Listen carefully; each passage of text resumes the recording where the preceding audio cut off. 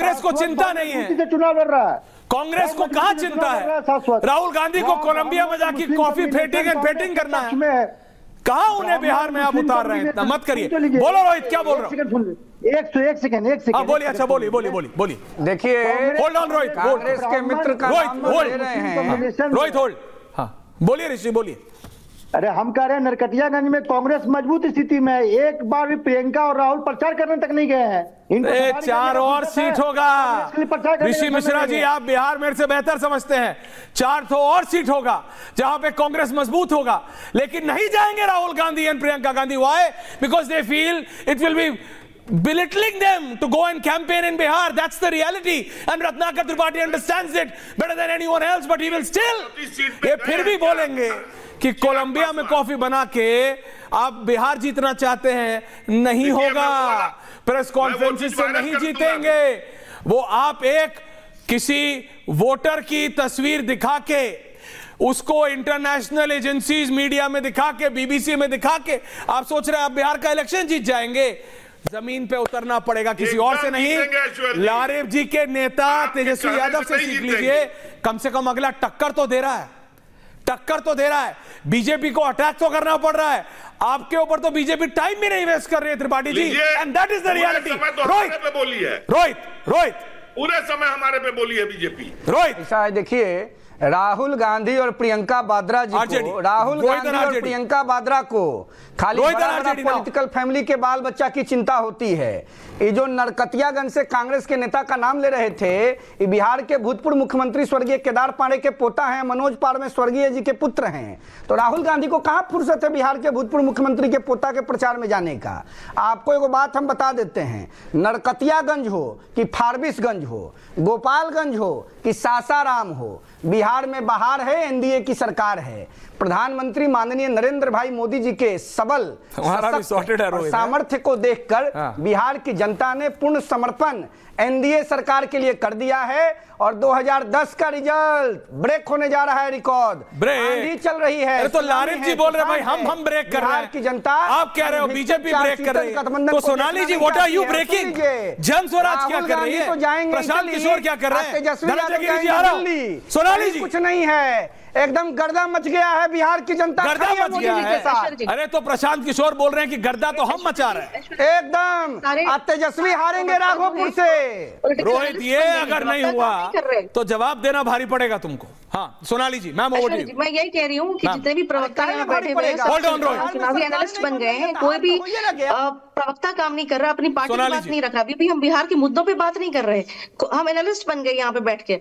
और अभी भी मैं यही कहना चाहूंगी, जो मैं बीजेपी के बारे, आज तेजस्वी यादव का जन्मदिन है, आज तेजस्वी यादव जी का जन्मदिन है, और उनका बर्थडे सेलिब्रेट वो कैसे कर रहे हैं? अपने नोटों को उड़ा के रोड पे।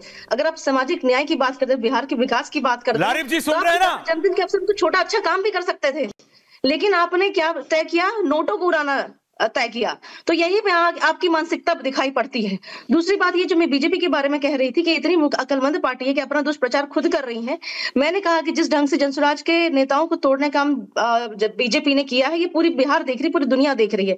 इसके अलावा हर मोड़ पे आपके कार्यकर्ता जनसुराज के कार्यकर्ताओं पर अटैक करते हैं। अपना दुष्प्रचार आपने ऐसे किया। आपने उसके बाद विजय सिन्हा जिस ढंग की भाषा के प्रयोग पूरी जनता के सामने कर रहे हैं, वो भी जनता देख रही है। तो आप जो भी बड़ी बड़ी बातें कर लें, आपके एजेंडा में क्या है और आपके एरोगेंस में क्या है, ये सब यहाँ पे दिखाई दे रहा है। और नोट उड़ा रहे हैं। आप उनका जन्मदिन है, जन्मदिन सबको उनका मुबारक होता, पर नोट क्यों उड़ा रहे हैं? जनस्वराज ऑफिशियली कह रही है, बीजेपी को भी लाइए, धनंजय जी को भी लाइए। धनंजय जी कहते हैं कि आपसे डरते हैं लोग, ऑन रिकॉर्ड ऑन कैमरा। जन स्वराज की प्रवक्ता कह रहे हैं कि आपके नेता मुख्यमंत्री पद के दावेदार तेजस्वी यादव अपने जन्मदिन पे नोट उड़ा रहे हैं। ये हो क्या रहा है? What is wrong with RJD? Narif ji, अगर मैं समाज की चिंता, वो छोटा सा कोई अच्छा कार्य भी कर सकते थे आज अपने जन्मदिन के अवसर पे। चुनाव प्रचार ये नोट कहाँ, हमारी सोनाली बहन, नोट कहाँ उड़ रहा था? अब आपको नहीं पता लगा कहाँ उड़ रहा है? नोट लेने गए।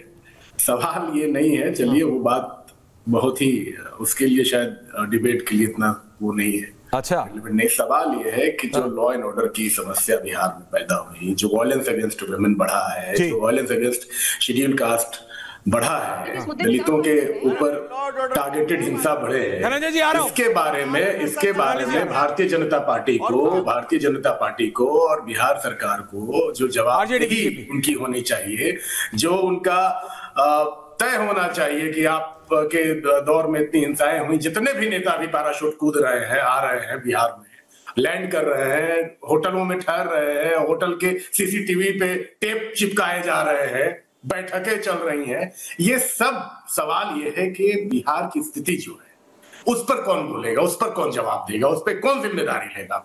जिम्मेदारी तो लेना पड़ेगा।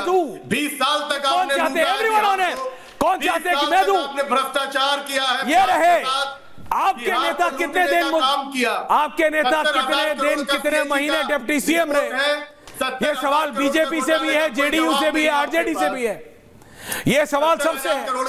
एक ही नेता प्रशांत किशोर जो कह रहे हैं कि मैं कुछ चेंज करूंगा, लेकिन उनको भरोसा नहीं हो रहा है क्योंकि वो चुनाव लड़े नहीं है। लारे आप सुन लीजिए, क्या सुन लूं मैं आपकी बात? सीमेंट घोटाला, बांध घोटाला, विजन घोटाला, तमाम तरह का घोटाला। धनंजय गिरी एंडिंग कमेंट 30 सेकंड्स। बोलिए धनंजय जी, बोलिए, जवाब तो देना पड़ेगा धनंजय जी आपको भी।